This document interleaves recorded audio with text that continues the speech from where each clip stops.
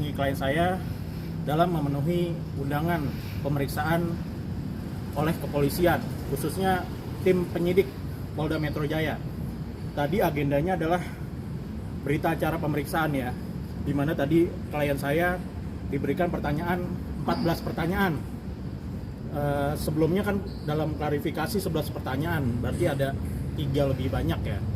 Tadi kita datang dari jam 2 ya, sekitar jam 2 siang, dan sudah tadi menjawab 14 pertanyaan.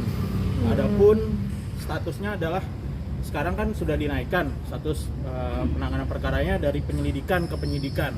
Tentunya di sini klien saya juga wajib hadir, karenanya kan dalam penyidikan juga adanya upaya paksa dan harus hadir juga kan, sesuai dengan pasal 112 KUHP, di mana orang yang dipanggil oleh penyidik wajib hadir. Apabila tidak hadir akan dipanggil sekali lagi, dan tentunya ada perintah membawa, seperti itu.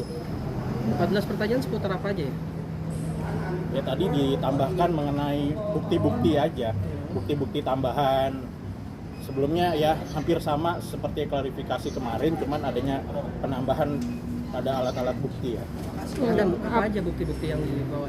Bukti-bukti masih sama sih sebenarnya, soft copy beberapa file rekaman, terutama kemarin HP juga udah kita serahkan juga. HP yang digunakan saya untuk merekam dan menerima telepon itu sudah diserahkan juga ketika panggilan kedua kemarin. Nah, panggilan yang untuk hari ini itu tentang BAP ya, dan itu ada 3 pertanyaan tadi yang udah dijelaskan juga penambahan. Oke, Dam, terkait ancaman yang diduga ya, yang diduga ancaman dilakukan itu melalui HP-nya Nora. Ya. Itu gimana, Dam? Lu udah tahu hal seperti itu, Dam? Memang betul ketika yang saya laporkan saat ini mengancam saya via telepon itu panggilan masuk ya melalui nomor dari istri terlapor, nomor pribadi dari istri terlapor, telepon saya, dan yang berbicara langsung itu suaminya yang saya laporkan saat ini, dan sudah diakui juga oleh yang bersangkutan, seperti itu. Berarti bisa dibilang istri terlapor jadi saksi juga dong ya? Iya, sudah diperiksa juga dan sudah di BAP juga oleh pihak penyidik ketika di Bali kemarin. Masih ada ruang komunikasi nggak sih, Dam? Dalam konteks kemarin kan terlapor nelfon juga kan? Betul. Apakah masih nelfon juga sampai sekarang?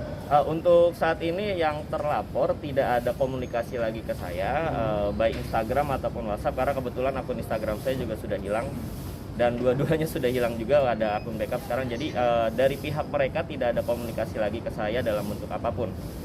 Itu aja sih, Pak. Oke, terkait akun hilang, itu akun hilang kena report kah atau seperti apa sih? Iya, jadi kalau akun pribadi saya hilang itu terkena report massal oleh beberapa akun bot, dan sedang diupayakan untuk kembali lah akunnya.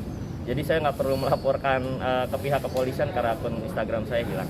Oke, boleh ceritain sedikit bentuk ancamannya sendiri seperti apa sih? Bentuk ancamannya yang sudah terdetek oleh pihak penyidik itu kalimatnya itu saya injak kepala kau di trotoar. Nah, itu sudah ada unsur pidananya kata penyidik, dan maka dari itu status kasus perkara ini kan sudah dinaikkan ke penyidikan, dan minggu ini insya Allah ada penetapan status siapa tersangka di dalam kasus ini juga oleh para pihak penyidik, nanti diumumkan. Untuk terlapor sendiri itu kemarin diperiksanya kapan ya? Untuk apa? Yang terlapor diperiksanya kapan nih? Yang terlapor diperiksa itu sebelum panggilan kedua saya ke sini. Itu diperiksa di Polres Badung, Bali. Jadi pihak penyidik Polda Metro langsung turun tangan ke Bali karena yang terlapor tidak bisa ke Jakarta karena tidak memenuhi syarat penerbangan. Itu yang paling utama adalah vaksin, karena ada riwayat penyakit. Berarti setiap pemeriksaan dari pihak Polda itu terbang ke sana? Iya, penyidik 4 orang itu terbang ke Bali semua. Tepatnya di Polres Badung ya, Iya, betul. kalau yang saya dengar. Oh, berarti nanti akan diurus di sana ya, tidak bakalan di Jakarta? Kalau misalnya masalah diurusnya sih saya belum mengerti ya. Kemungkinan nanti biar para penyidik aja menentukan, karena kasus ini dilaporkan di Jakarta, jadi kemungkinan akan diurusnya di Jakarta kalau memang sudah ada penetapan status siapa tersangka di dalam kasus perkara ini. Bicara hati ke hati, sebenarnya lu memaafkan dia nggak sih? Kalau berbicara hati ke hati, saya sudah memaafkan sebenarnya ketika saya membuka pintu mediasi, tapi sayangnya respon dari yang saya laporkan negatif sekali, menantang saya kembali, merendahkan saya kembali, memaki-maki saya kembali, dan yang paling utama menantang saya tanding hukum. Jadi ya udah saya laporkan saja lah untuk permasalahan ini. Gitu sih paling. Ada pasal tambahan nggak yang bakal juga dilaporkan itu sih? Sementara sih belum ya. Masih pasal 335 dan pasal 29 Undang-Undang ITE ya, 19 tahun 2016, perubahan atas 11 tahun 2008. Oke, tapi kan kita bicara skep Polri ya, Iya. terkait mediasi itu yang bakal coba dilakukan oleh pihak kepolisian.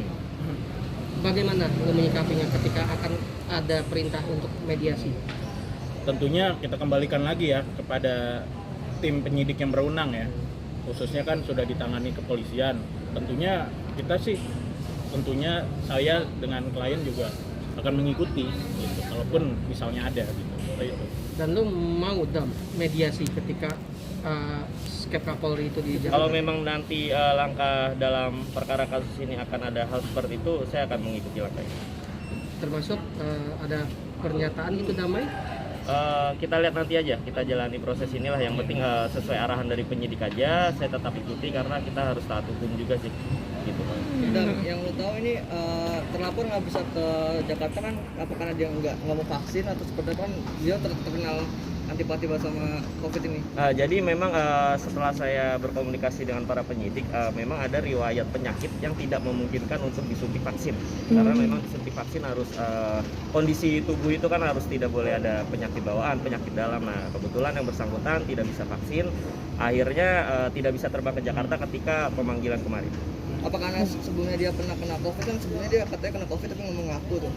Kalau misalnya masalah terkena COVID apa enggak, kayaknya itu tidak menjadi masalah utama ya, karena memang secara penerbangan di kala pandemi apalagi sedang PPKM seperti ini kan memang harus ada surat vaksin ya, dan sudah vaksin juga. Mungkin kendalanya hanya di situ sih. Dan tentunya kan sudah naik dari penyelidikan ke penyidikan kan, tentunya ada upaya paksa dan ada perintah membawa. Seperti kan ada dasar hukumnya 112 ayat 2 KUHP kan, ya seperti itu. Ada pesan untuk pelapor? Pesan untuk terlapor sih tidak ada lagi ya, yang penting ikuti proses hukum ini saja. Kita tunggu keputusan dari pihak penyidik di minggu ini, apakah ada status tersangka, siapa yang menjadi tersangka ya kita ikuti aja. Saya sih berdoa yang terbaik aja lah untuk kasus ini. Tapi kayaknya lu ngotot untuk terlapor ditahan. Kalau ngotot atau enggaknya sih dari pribadi, karena memang ketika buka pintu mediasi ya saya malah ditantang, itu aja sih. Ya, kita nikmati proses ini aja lah sambil berdoa menurut agama masing-masing aja. Dan tentunya kalau misalnya dilakukan penahanan kan pastinya juga ada pemikiran dari penyidik, apakah dia melarikan diri, menghilangkan barang bukti atau mengulangi perbuatannya ya. Itu kan hak prerogatif dari tim penyidik, seperti itu. Dan kayaknya sekarang dia sudah lebih kalem, mungkin kayak udah minta maaf kayak gitu. Tanggapan lu gimana Pak? Ngeliat dia udah mulai menyesalkan atau seperti apa? Jadi begini, kalau tanggapan saya mengenai yang terlapor sekarang sudah mulai membaik ya alhamdulillah. Karena memang sesuai janji dia ketika dia sudah dibebaskan di kasus pertama kemarin, dia berjanji ingin fokus kepada istri, ya lebih baik seperti itu daripada harus membuat segala sesuatu isu yang meramaikan dan memecah pandemi ini gitu loh. Jadi kan masyarakat sekarang jarang ada yang nggak mau pakai masker apa segala macam, ya itu lebih baik lah dia menjadi lebih baik gitu. Thank you. Oke, terima kasih. Oke, thank you semua. Oke.